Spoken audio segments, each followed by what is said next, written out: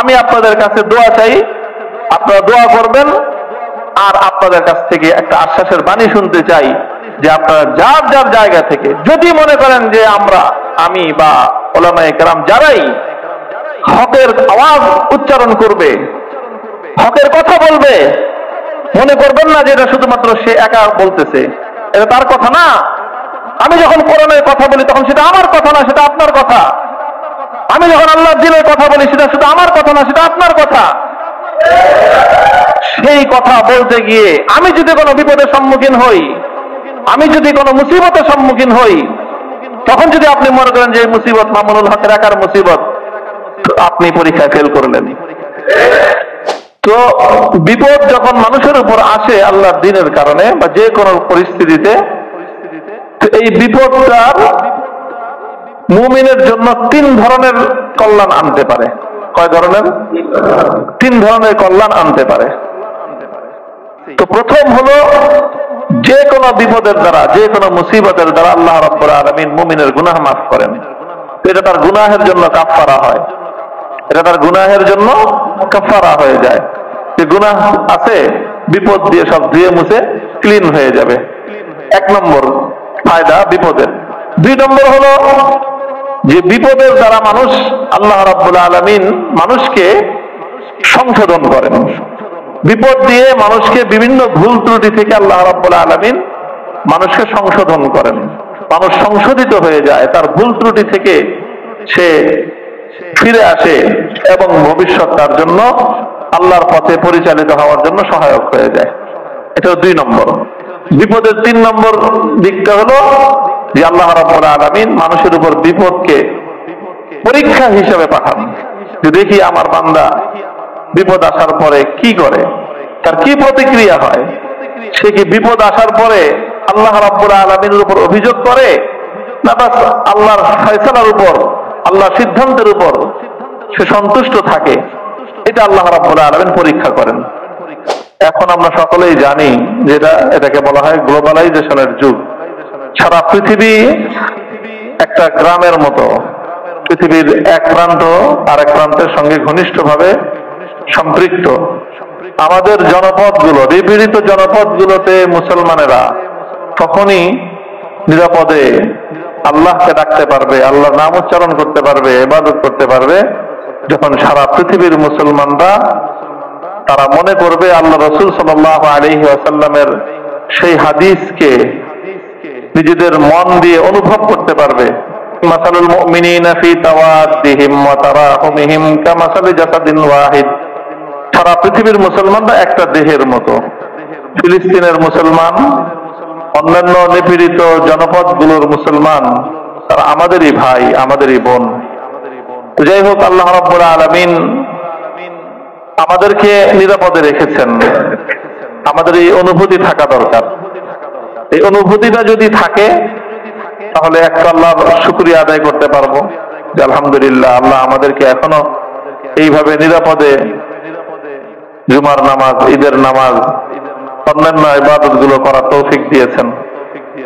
সাথে সাথে সেই সকল নিপীড়িত জনপদগুলো কিভাবে মুক্ত এবং স্বাধীন হতে পারে, সেখানকার আমাদের ভাইয়েরা কিভাবে আমাদের মতো নিরাপদে বসবাস করতে পারে, তার জন্য আমরা আমাদের করণীয়টাও নির্ধারণ করতে পারবো। আমি আপনাদের শুকরিয়া আদায় করি আরো এই জন্য যে এই বছিলা, এটা আমাদের দীর্ঘ একটা আত্মার বন্ধনের এলাকা।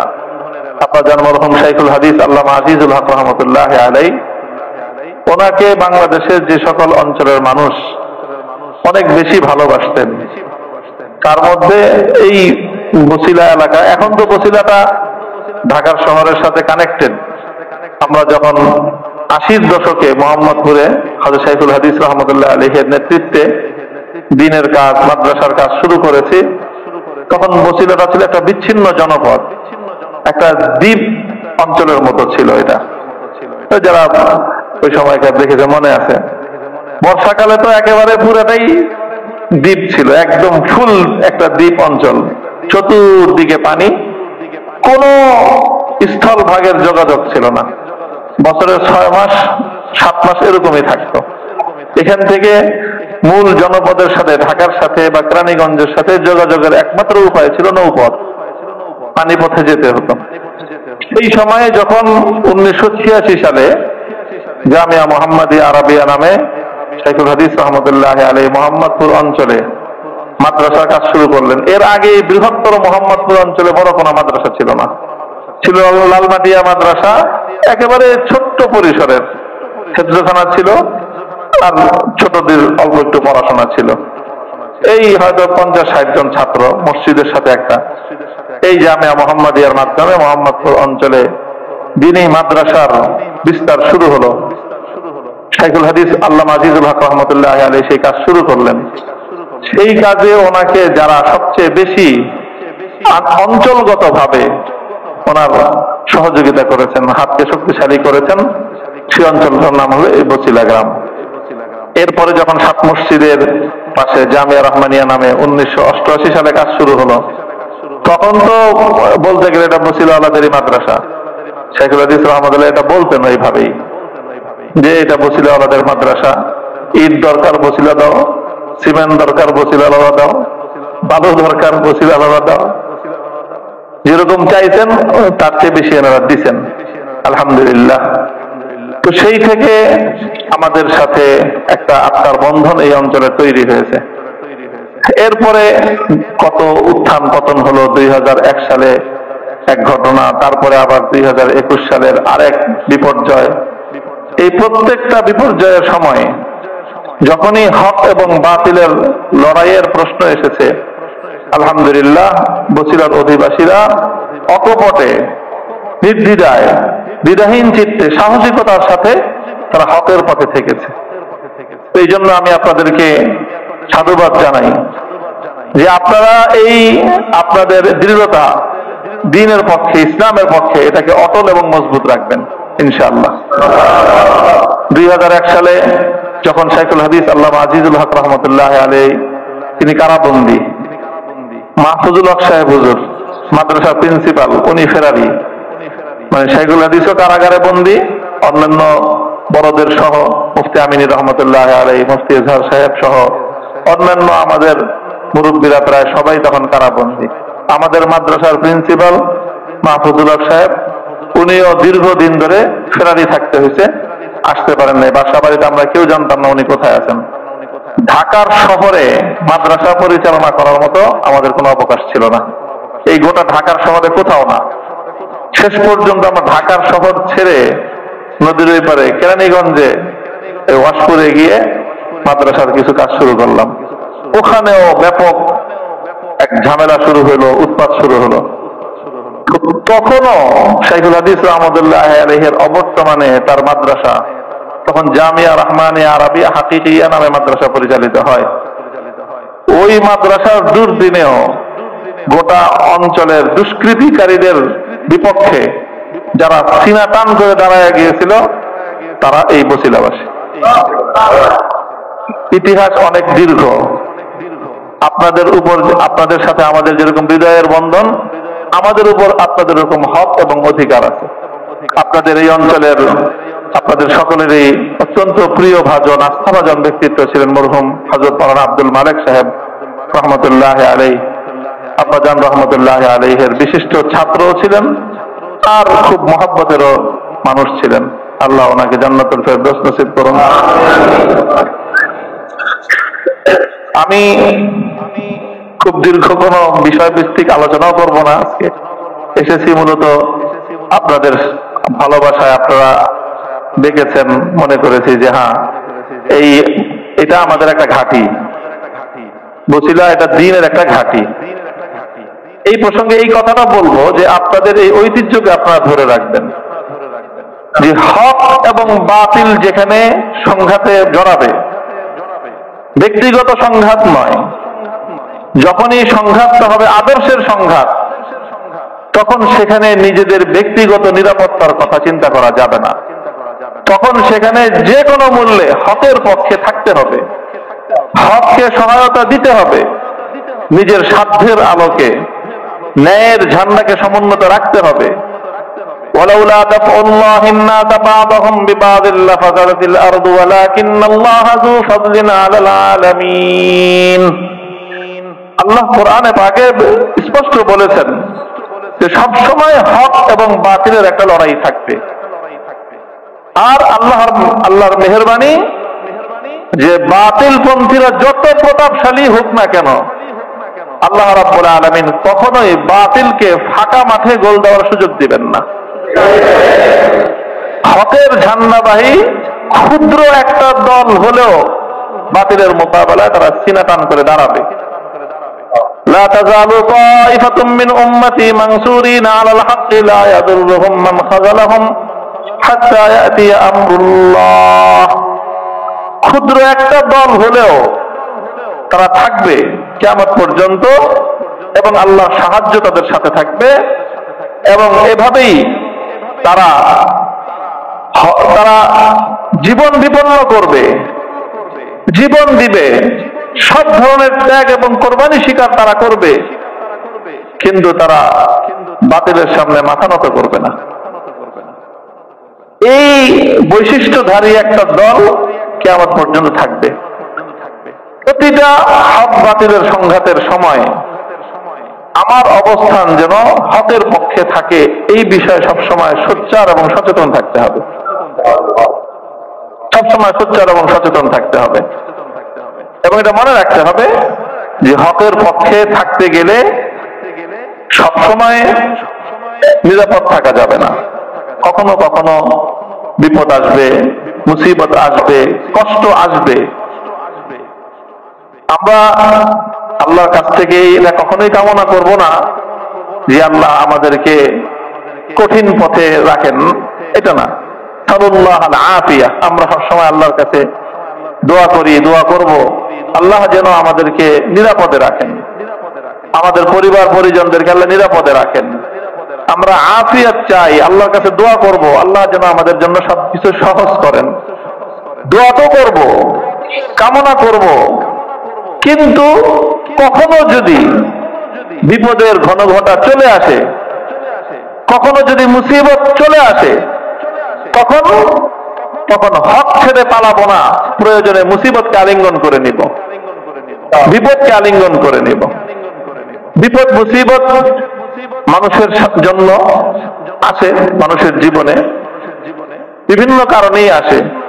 কতই না সৌভাগ্যবান ওই সকল লোকগুলো যাদের উপর বিপদ আসে আল্লাহর দ্বীনের জন্য, দ্বীনের কারণে। দুনিয়াতে খুব কম মানুষই থাকে যে সারাটা জীবন তার খুব একেবারে নিরাপদ, নির্বিঘ্ন, বিপদ আপদহীন সারা জীবন কেটে যাবে। এরকম মানুষ কিন্তু খুব কমই, কোনো না কোনো বিপদ থাকেই। কখনো নিজের প্রিয়জন দেখা গেল দুর্ঘটনায় পড়ে গেল, নিজের সন্তান অ্যাক্সিডেন্ট করছে, হ্যাঁ, নিজের বাবা অ্যাক্সিডেন্ট করছে, বড় ধরনের রোগ হয়ে গেছে, স্ট্রোক করছে, হঠাৎ করে স্ট্রোক করে প্যারালাইজড হয়ে গেল, ক্যান্সার ধরা পড়লো, ইয়াং মানুষ। এরকম বিপদের তো কোনো কি নাই, শেষ নাই। তো বিপদ মানুষের জীবনে আসে। একটা হলো স্বাভাবিকভাবে, স্বাভাবিক দুনিয়ার রীতি অনুযায়ী বিপদ আসে, আরেকটা হলো হকের উপর থাকার কারণে বিপদ আসে। বিপদ আসে তকদিরে, যার যেটা আছে তার তকদিরের লেখা বিপদ তার উপরে আসবে, কিন্তু সৌভাগ্যবান তারা যাদের উপর বিপদ আসে আল্লাহর দ্বীনের উপর অটল এবং অবিচল থাকার কারণে। আমাদের হারানোর কিছু নাই, আমাদের হারানোর কিছু নাই। আল্লাহ পাক রব্বুল আলামিনের পক্ষ থেকে যখন বিপদ আসে, আমরা একটা বিপদ আমাদের, আমি আমার ব্যক্তিগত, আমি একটা দুর্বল মানুষ, দুর্বল জায়গা থেকে বিপদটা আমার জন্য একটু বড় ছিল। আমার চেয়েও আরো অনেক শক্তিশালী ইমানদার মানুষ আছে আলহামদুলিল্লাহ, আপনাদের এই গ্রামেরই আছে। আল্লাহ পাক রব্বুল আলামিন তাদেরকে ঈমানের উপর, সবরের উপর অটল এবং অবিচল রাখুন।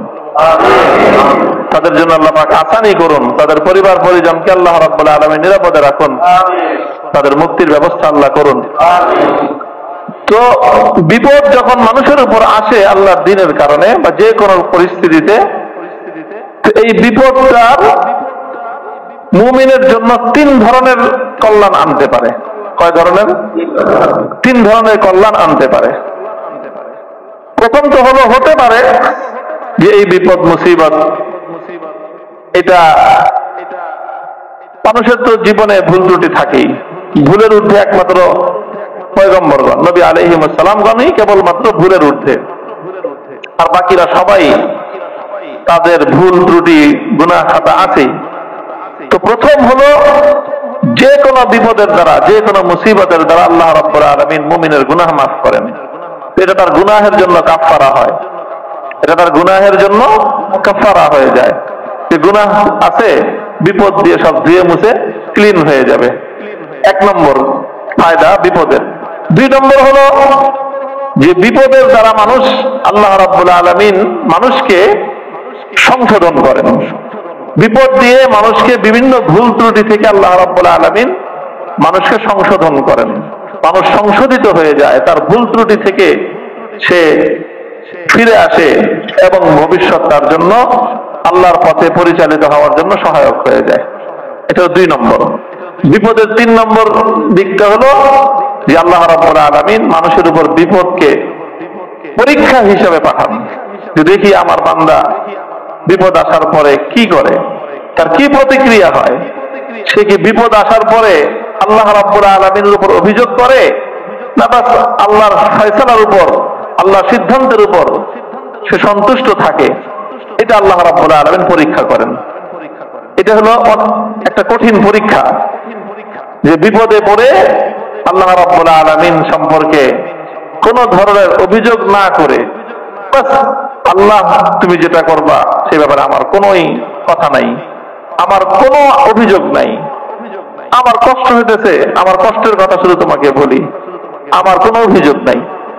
এইভাবে বিপদ আসে মানুষের উপর পরীক্ষা হিসেবে। এই পরীক্ষা যখন আসে, এই পরীক্ষায় আসার পর মানুষ তো দুই রকম হয়ে যায়। কিছু মানুষ তারা এই বিপদে পড়ে তারা ধৈর্য ধরতে পারে না, তারা আল্লাহ রাব্বুল আলামিনের উপর নানা ধরনের অভিযোগ করে বসে, নানা রকম বিপদে আছে। খুব খেয়াল রাখতে হবে যে বিপদে পড়ে যখন দেখেন আপনার উপর বিপদ আসলো, আমার উপর বিপদ যদি চলে আসে, আল্লাহ আমাদের সকলকে নিরাপদে রাখুন। কিন্তু যদি আল্লাহর পক্ষ থেকে তাকদীর থাকে বিপদ আসা, তা আসবেই।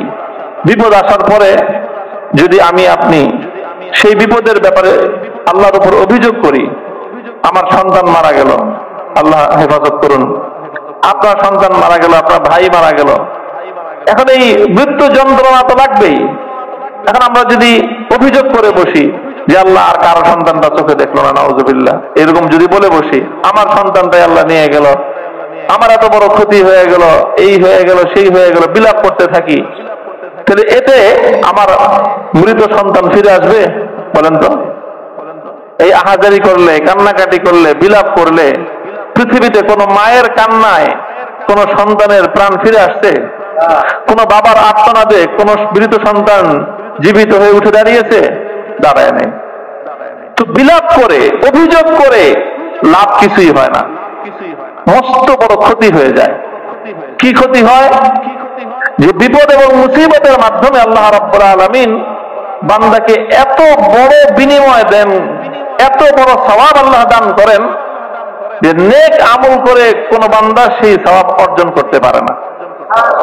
বিপদে ধৈর্য ধরে বান্দা যেই সওয়াব অর্জন করতে পারে, কিন্তু সে তার মুখের একটা কথায়, একটা আচরণে তার এই বিশাল অর্জনটাকে, তার বিশাল সওয়াবটাকে সে নিজের হাতে ধ্বংস করে দিল, নিজের হাতে সে ধ্বংস করে দিল। দেখেন হাদিসের মধ্যে আল্লাহ রাসূল সাল্লাল্লাহু আলাইহি ওয়াসাল্লাম একটা হাদিসে ইরশাদ করেন, ইন্নাল আবদা ইযা সাবাকাত লাহু মিনাল্লাহি মানজিলাতুন লাম ইয়াবলুগহু বিআমালিহি ইবতালাহু আল্লাহু ফি মালিহি আও ওয়ালাদিহি সুম্মা সাব্বারাহুল্লাহ হাত্তা ইউবাল্লিগহু তিলকাল মানজিলাতা আল্লাতী লাম ইয়াবলুগহু বিআমালিহি আও কামা ক্বালা আলাইহি সাল্লাতু ওয়াস সালাম। আল্লাহ যখন তার কোন বান্দাকে বিশেষ কোন মর্যাদা দিতে চান, মনে করেন আল্লাহ আপনাকে ভালোবাসবে, একটা ধারণা করেন, একটা দৃষ্টান্ত হিসেবে মনে করেন একজন শিক্ষক, একজন টিচার, একটা ছাত্রকে সে খুব ভালোবাসে বিভিন্ন কারণে, যে ছাত্রটাকে খুব ভালোবাসে, সেই টিচার চায় এই ছাত্রকে পরীক্ষায় অনেক মার্ক দিতে। মনে করেন সে তাকে চায় অন্তত এই 99 মার্ক দিবে, অথবা 100 মার্কই সে তাকে দিতে চায়। এখন বলেন তো, একজন নীতিবান শিক্ষক, একজন নীতিবান টিচার, সে একজন শিক্ষার্থীকে চাইলেই কি 100 মার্ক দিতে পারে না? ওই শিক্ষার্থী পরীক্ষার খাতায় সঠিক উত্তর দিতে হবে, সঠিক উত্তরটা দিতে হবে। কারণ শিক্ষক যতই চাক যে আমি ছাত্রকে বেশি নম্বর দিব, তো এই শিক্ষকের পক্ষে তাকে বেশি নম্বর দেওয়ার একটাই উপায় আছে, সেটা হলো ছাত্র পরীক্ষার খাতায় ভালো করে লিখবে। তখন সেই শিক্ষক তাকে নম্বরটা দিয়ে তৃপ্তি পাবেন যে আমি দিতে চাইছিলাম দিতে পারছি। এখন আল্লাহ রাব্বুল আলামিন তার কোন বান্দার জন্য সিদ্ধান্ত করলেন যে আমি আমার অমুক বান্দাটাকে একেবারে জান্নাতের ফার্স্ট ক্লাস ভিআইপি একটা সিট আমি ওরে দিব, ভিআইপি জায়গায় আমি ওকে রাখবো। এখন আল্লাহ তো বান্দাকে ভালোবাসেন, তার জন্য আল্লাহ এটা চিন্তা করেন। কি বলেন, যে আল্লাহ যদি কোনো বান্দার ব্যাপারে চিন্তা করেন যে তাকে আমি জান্নাতুল ফেরদাউসের একটা উঁচু মর্যাদা দিব, তো আল্লাহ তার সেই বান্দাকে এরকম সিদ্ধান্ত আল্লাহ ভালোবেসে নেন নাই? আল্লাহ যাকে ভালোবাসেন তার ব্যাপারেই তো আল্লাহ এই চিন্তা করবেন। এখন আল্লাহ যে তার এই বান্দাকে ওই জায়গা দিবেন, আল্লাহ তো বান্দাকে ভালোবেসে সিদ্ধান্ত নিছেন, কিন্তু বান্দা তো সে আমল করে না। বান্দা তো সেই আমল করে না যে আমলে সে ওই পর্যায়ে যাবে, তার কাছেও নাই। টিচার যার 100 মার্ক দিবে, ও যা পড়াশোনা করে তাতে ও 50 মার্কও পায় না। এখন বলেন টিচারের কি করবে? টিচার কারণ টিচার কি চিন্তা করে যে ও তো যে পড়াশোনা করতেছে, ওরে তো আমি 100 মার্ক দূরের কথা, ওরে আমি লেটার মার্ক 80 মার্কও দিতে পারবো না। তখন টিচার ওর পিছে আগে থেকে মেহনত শুরু করেন, ওরে ধরে নিয়ে আসেন, এই 5টা পোলা মাথা যে দেখবি তো কই আছে, ধরে নিয়ে আরে ও যা দেখে খেলতেছে, ডান্ডাগুলি খেলে মাঠের মধ্যে, ওরে ওখান থেকে ধরে নিয়ে আসে, ও চিৎকার করে এই আমি যাবো না পড়তে, পরে বাইন্দা নিয়ে যেতে গেছে স্যার।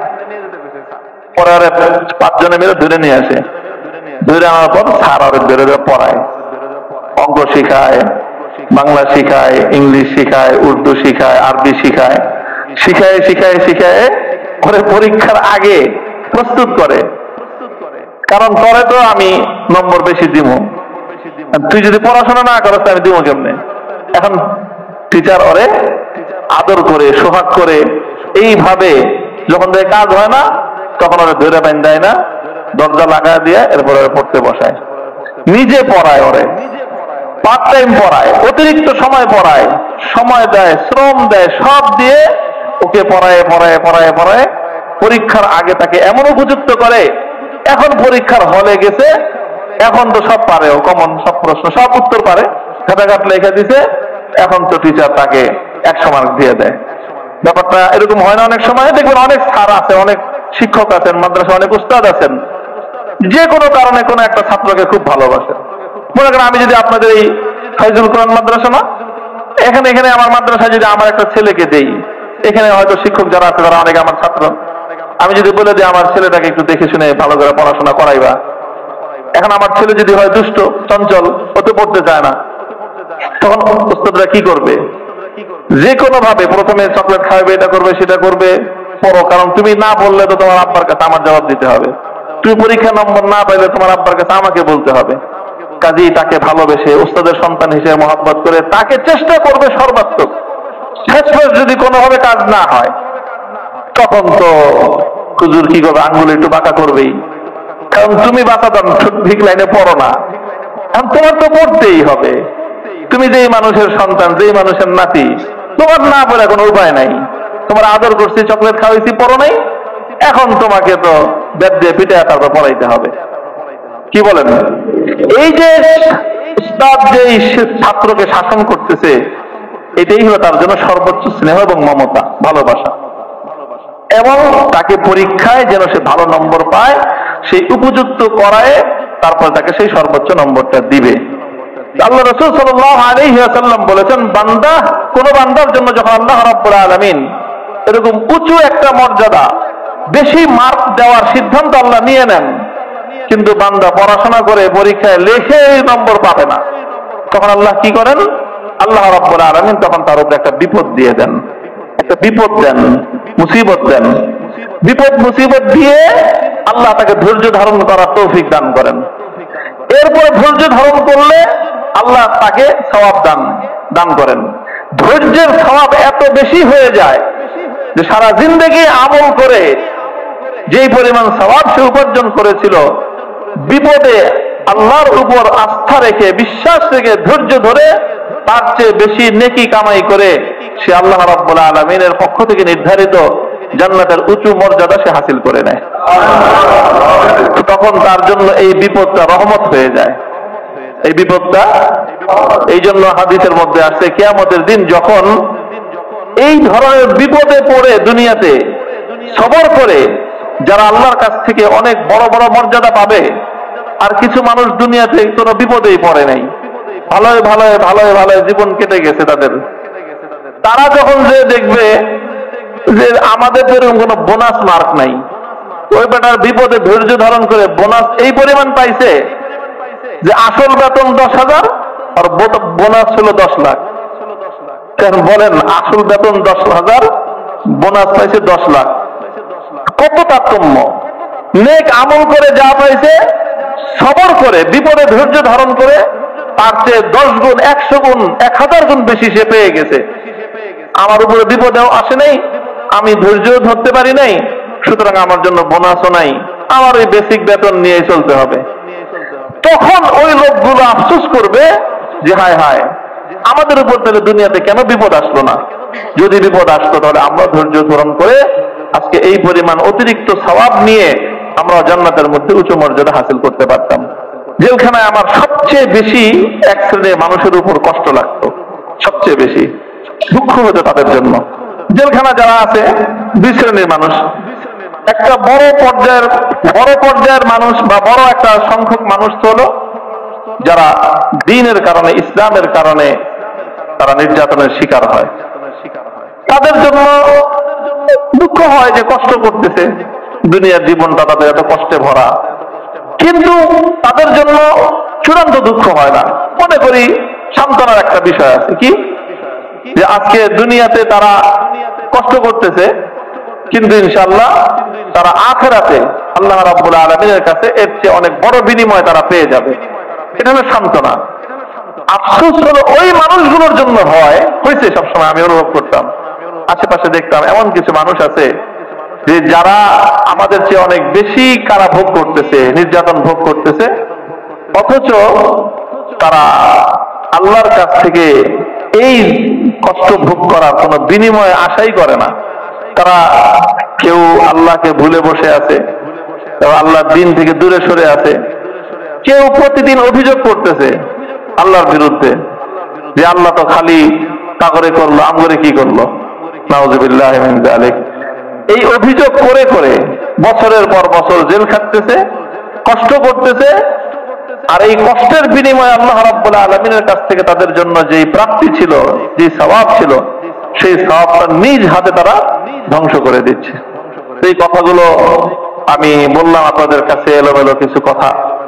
আমি আপনাদের কাছে দোয়া চাই, আল্লাহ রাব্বুল আলামিন যেন আমাকে আফিয়াতের সাথে সহজভাবে আল্লাহর দ্বীনের উপর অটল এবং অবিচল রাখেন। আর যদি তাকদীরে আল্লাহর পক্ষ থেকে এই ধরনের পরীক্ষা থেকেই থাকে, সেই পরীক্ষায় যেন ফেল না করি, সেই পরীক্ষায় যেন আমি ফেল না করি। আল্লাহ রাব্বুল আলামিন এমন একটা পরিবেশ সৃষ্টি করছেন, দেখেন যখন এই দেশে একটা মত পার্থক্য তৈরি হয়েছিল আজ থেকে প্রায় বছর 4 আগে, মত পার্থক্যটা ছিল তাওহীদ এবং শিরকের। তাওহীদ এবং শিরকের। মূর্তিটা হলো শিরকের প্রতীক, পৃথিবীতে মূর্তি হলো শিরকের প্রতীক। এই মূর্তির মাধ্যমে পৃথিবীতে শিরকের আবিষ্কার হয়েছে, এবং খারাপ কোনো মানুষের মূর্তি না। দুনিয়াতে যে শিরক আসছে খারাপ কোনো মানুষের মূর্তির মাধ্যমে আসে নাই, ভালো ভালো মানুষের মূর্তির মাধ্যমে দুনিয়াতে শিরক আসছে। আলেম ওলামাদেরকে জিজ্ঞাসা করে দেখবেন আপনারা, কোরআন হাদিস কি বলে। দুনিয়ার মানুষরা বড় বড় আল্লাহওয়ালাদের মূর্তি বানাইতো, বড় বড় বুজুর্গদের মূর্তি বানাইতো, বড় বড় পয়গম্বর নবীদের মূর্তি বানাইতো। এইভাবেই এক সময় ধীরে ধীরে ধীরে ধীরে এই নবীদের মূর্তি বানায়, বড় বড় আল্লাহওয়ালা বুজুর্গদের মূর্তি বানায়, এইভাবে দুনিয়াতে শিরক আসছে। তাহলে এই দুনিয়াতে শিরক ছিল না, দুনিয়ার সমস্ত মানুষ এক আল্লাহর ইবাদত করত। কানান নাসু উম্মাতান ওয়াহিদাতান ফাবাআসাল্লাহু আন-নাবিয়্যিনা মুবাশশিরিনা ওয়া মুনযিরিন। দুনিয়ার মানুষ এক আল্লাহরই ইবাদত করত। পরবর্তীতে শিরক দুনিয়াতে আসলো কেমনে? আসলো হলো এই যে দেখা গেল যে কোন নবী মারা গেছেন, সেই নবীর কিছু উম্মতরা নবীর একটা মূর্তি বানাইছে। কোন আল্লাহর ওলি মারা গেছেন, সেই ওলির মুরিদরা সেই ওলির মূর্তি বানাইছে। এরপরে তারা চলে গেছে, তারা চলে যাওয়ার পর তাদের ছেলেরা, তাদের নাতিপুতিরা সেই নবীর মূর্তির পূজা শুরু করছে। সেই ওলি আল্লাহর খাস বন্ধু, তার মূর্তি বানানো হয়েছিল, পরবর্তী প্রজন্ম তার মূর্তির পূজা শুরু করছে। এইভাবেই পৃথিবীতে মূর্তি পূজা শুরু হয়েছে, এবং এটাই হলো পৃথিবীতে শিরকের সবচেয়ে বড় প্রতীক। যখন কাজেই মূর্তির পক্ষ অবলম্বন মানেই হলো শিরকের পক্ষ অবলম্বন, মূর্তির বিরোধিতা মানেই হলো তাওহীদের ঝান্ডা সমুন্নত করা। এটা মূর্তিটা জারি হোক, ইব্রাহিম আলাইহিস সালামের মূর্তি হোক, এমনকি আল্লাহ নবী মুহাম্মদুর রাসূলুল্লাহ সাল্লাল্লাহু আলাইহি ওয়াসাল্লামের মূর্তি হোক। আল্লাহর নবী নিজে নিজ হাতে মক্কা বিজয়ের দিন ইব্রাহিম আলাইহিস সালাতু ওয়াস সালামের মূর্তি ভাঙছেন বাইতুল্লাহ চত্বরে।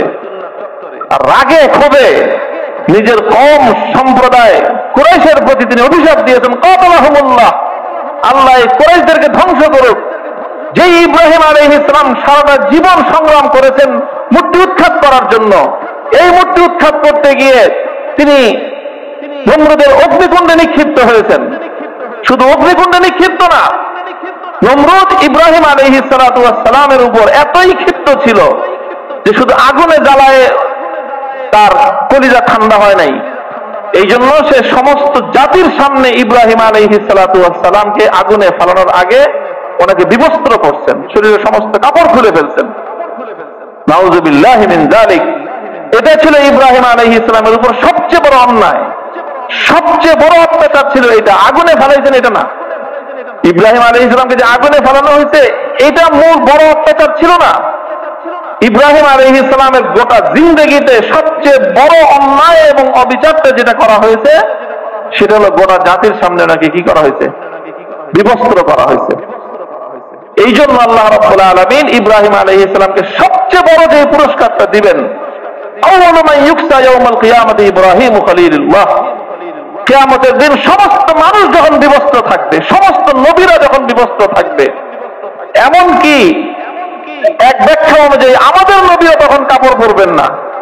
সাইয়্যিদুল আম্বিয়া সাইয়্যিদুল কাউনাইন মুহাম্মদুর রাসূলুল্লাহ সাল্লাল্লাহু আলাইহি ওয়াসাল্লামের শরীরেও কাপড় থাকবে না।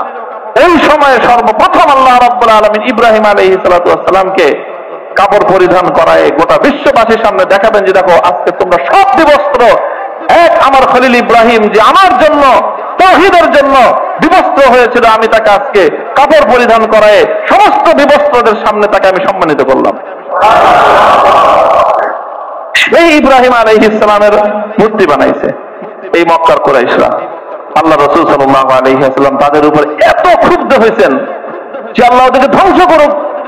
যে ইব্রাহিম আলাইহিস সালাম সারা জীবন মূর্তি ধ্বংস করার জন্য না জীবনকে বিপন্ন করলেন, সংগ্রাম করলেন, আর তারই মূর্তি বানাইছে এরা। এই যে তাওহীদ এবং শিরকের যে সংঘাত, এখন দেখেন যখন এই সংঘাত সামনে চলে আসে, আমার বাবা শাইখুল হাদিস রহমতুল্লাহ আলাইহি চুপ থাকতে পারেন নাই। এই বাংলাদেশের সর্বপ্রথম এই শিরকি সংস্কৃতির বিরুদ্ধে উনি তার জীবন সায়ান্নে আওয়াজ উচ্চারণ করছেন। যখনই অগ্নি পূজারীদের মতো করে আগুন জ্বালানোর সংস্কৃতি শুরু হয়েছে সেই আগুনের বিরুদ্ধে, এবং যখন মূর্তি বানানো শুরু হয়েছে সেই মূর্তির বিরুদ্ধে তিনি কথা বলেছেন। এবং সেই কথা বলতে বলতে তাকেও একেবারে অসতিপর বয়সে বার্ধক্যের চূড়ান্ত পর্যায়ে গিয়েও তাকে জুলুম এবং নির্যাতন সহ্য করতে হয়েছে। আমাদেরও সেই পথ। দোয়া চাই, আল্লাহর কাছে সবসময় দোয়া করি আল্লাহ যেন আফিয়াতের সাথে সুস্থতার সাথে নিরাপদে আল্লাহ তার দিনের উপর রাখেন। তবে যদি তকদিরে ভিন্ন কিছু থাকে, বিপদ থাকে, মুসিবত থাকে, বিপদ দেখে মুসিবত দেখে দিনের দায়িত্ব পালন করার ক্ষেত্রে অবহেলা করার সুযোগ নাই। আমি ইনশাআল্লাহ সেই অবহেলা করব না। আমি আপনাদের কাছে দোয়া চাই, আপনারা দোয়া করবেন। আর আপনাদের কাছ থেকে একটা আশ্বাসের বাণী শুনতে চাই যে আপনারা যার যার জায়গা থেকে যদি মনে করেন যে আমি বা ওলামায়ে কেরাম যারাই হকের আওয়াজ উচ্চারণ করবে, হকের কথা বলবে, মনে করবেন না যে এটা শুধুমাত্র সে একা বলতেছে, এটা তার কথা না। আমি যখন কোরআনের কথা বলি তখন সেটা আমার কথা না, সেটা আপনার কথা। আমি যখন আল্লাহর দ্বীনের কথা বলি সেটা শুধু আমার কথা না, সেটা আপনার কথা। সেই কথা বলতে গিয়ে আমি যদি কোনো বিপদের সম্মুখীন হই, আমি যদি কোনো মুসিবতের সম্মুখীন হই, তখন যদি আপনি মনে করেন যে এই মুসিবত মামুনুল হকের একার মুসিবত, আপনি পরীক্ষায় ফেল করলেন। আপনাকে তখন মনে করতে হবে যে কোরআনের কথা বলে সে বিপদে পড়েছে, সেই বিপদ শুধু তার নয়, সেই বিপদ আমার। এইভাবে যদি এই দেশের জনপদের মানুষগুলো, মুসলমানেরা সকলে এইভাবেই যদি আমরা সোচ্চার থাকতে পারি, তাহলে ইনশাআল্লাহ আল্লাহর দ্বীনের ঝান্ডা সমুন্নতই থাকবে, দ্বীন তার গৌরব এবং মর্যাদা নিয়ে বুলন্দ থাকবে। আল্লাহ আমাদেরকে কবুল করেন। আমাদের এই 1000 বছরের ইসলামের জনপদ, মুসলমানদের এই জনপদ, শাহজালাল, শাহ মাকদুমের এই জনপদ, খানজাহান আলীর এই জনপদ, শামসুল হক ফরিদপুরি, পীরজি হুজুর, হাফিজি হুজুর রহমতুল্লাহ আলাইহির এই জনপদ, শাইখুল হাদিস আল্লামা আজিজুল হক মুফতি আমিনী রহমতুল্লাহ আলাইহির এই জনপদ, আল্লামা আহমদ শফি, আল্লামা জুনায়েদ বাবুনগরী রহমতুল্লাহ আলাইহির এই জনপদ, এই জনপদে ইনশাআল্লাহ আমরা থাকব এবং আমরা আল্লাহর দ্বীনের ঝান্ডা উঁচু করেই থাকবো ইনশাআল্লাহ। আল্লাহ রাব্বুল আলামিন আমাদের সকলকে তৌফিক দান করুন, কবুল করুন।